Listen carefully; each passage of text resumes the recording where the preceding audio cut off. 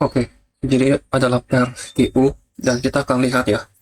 Semalam tuh FOMC ya, pada dasarnya adalah ketika FOMC itu rilis, data high impact apapun itu tidak akan pernah bisa merubah delivery dari HTF. Itu yang saya pelajari dari dulu. Dari pakai cara SNR, SND, apapun deh, you name it ya, caranya. Itu sama semuanya yang ajarin. News itu sifatnya hanya sebagai katalis ya, supaya delivery-nya lebih cepat. Nah, kita akan lihat ya, dari POV H4 ya. Ketika saya lihat seperti ini ya, kamu bisa lihat ya, kita punya relatif equal high di sini. Udah, ini magnet utamanya di market. Kamu nggak perlu ke sini. Nggak perlu. Kamu nggak perlu ke sini. Nggak perlu. Kenapa? Probability, chances, liquidity. Mana liquidity yang paling mudah? Ketika you masuk di market yang begitu kompleks, kamu udah tahu ini marketnya kompleks. Ya, kenapa kamu nggak cari mana edges yang paling mudah, disentuh, paling mudah diraih? Karena kamu tidak akan bisa beat that kompleks, apa ya, pokoknya kompleksivitasnya. Ya kamu nggak akan bisa beat itu susah banget. Ya jadi mata kamu fokusnya ke sini, titik udah, terminus. Itu kenapa namanya terminus, artinya pemberhentian terakhir. Artinya apa kok? Abis ini kena, saya nggak tahu kemana. Bodoh amat, mau terbang 1000 pips silakan deh, bodoh amat. Karena my very strong objective itu di sini. Kalau kamu bilang kayaknya bisa ke sini deh, itu subjektif. No. Kamu harus ngeset kuat clear. Saya yakin 100% ke sini. Itu dulu. If yang ini follow. Jadi kalau kamu tanya ke saya, ke sini sama ke sini, kok lebih prefer mana? Jelas ini. Ke sini tuh ibarat kayak 100%. Ke sini tuh paling kayak cuma 30%. Kecil banget. Ingat, dari awal kamu analisa, kamu cari peluang yang gede. Mana yang paling gede peluangnya. Dari situ nanti kamu akan belajar bisa memilih setup yang benar, bisa pilih TP-TP yang jelas, dan nanti kamu sering waktu akan belajar bahwa nggak apa-apa kok abis gua TP terbang. Itu kamu nanti akan terbiasa, kamu greedy-nya pasti bakal hilang.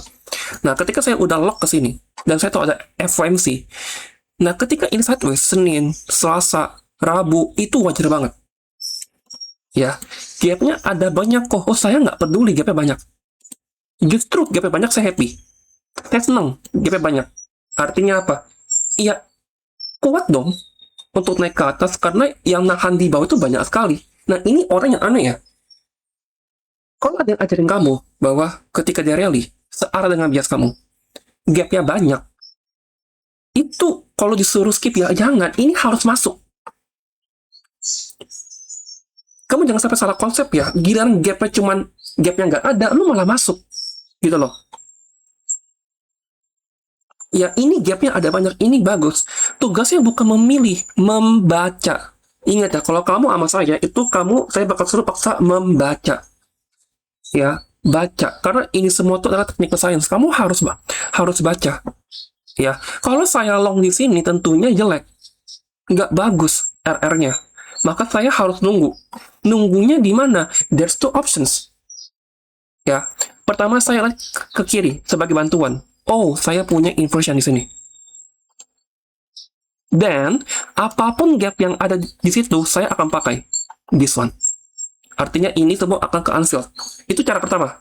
Kalau mau tick the bottom, which is ini cara yang saya paling nggak suka. Kecuali kalau ini masuk ke dalam naratif LOTD, saya akan berani. Tapi kalau kamu ini kan bottomnya jam 9 kan, berarti ini kemungkinan bukan LOTD. Ya, LOTD di London Open ya, yang saya maksud ya. Maka saya lihat ketika ini turun, prinsipnya ingat ya, prinsipnya bias lu ke atas, harga item masuk ke HTF gap. Itu udah pasti manipulasi.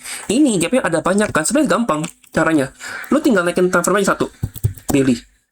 Nah, udah kan? Kejawab kan? Langsung baca lagi. Set. Nah lo, bodinya stop di mana tuh? Random nggak tuh? 2,5.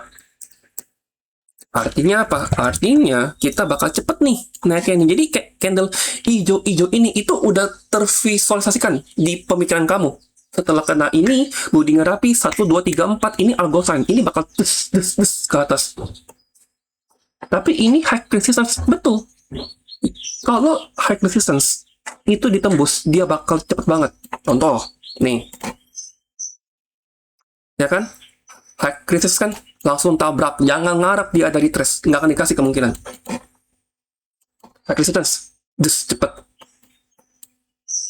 High resistance, cepet. High resistance, cepet. Low resistance, ya, udah lemas, gitu loh, ya.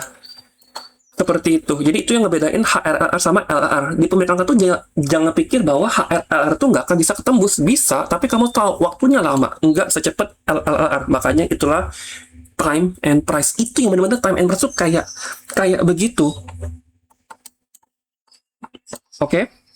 Nah, sekarang kamu lihat. Ini cara kedua yang saya suka pakai. Karena ini peluangnya tinggi banget. Ya. Ini.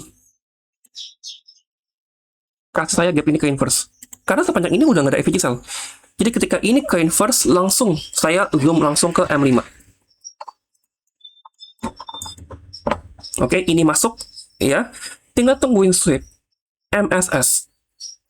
Lihat ya, sweep MSS.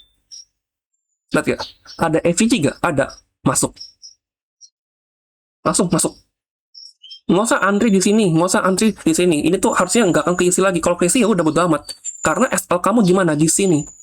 Jadi kamu long di sini. Ya, saat makro. SL di sini.